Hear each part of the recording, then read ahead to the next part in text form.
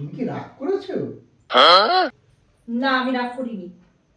মুখটা দেখে তো মনে হচ্ছে তুমি রাগ করেছো। বললাম তো আমি রাগ করিনি। যখন রাগ করোনি তাহলে এইটা নাও। ठीक है।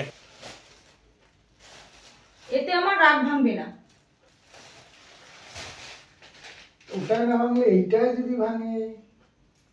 शाबाश बेटा। এটা 50% ভাঙতে পারে। 100% ভাঙ, এইটা দিলে কি 100% ভাঙবে?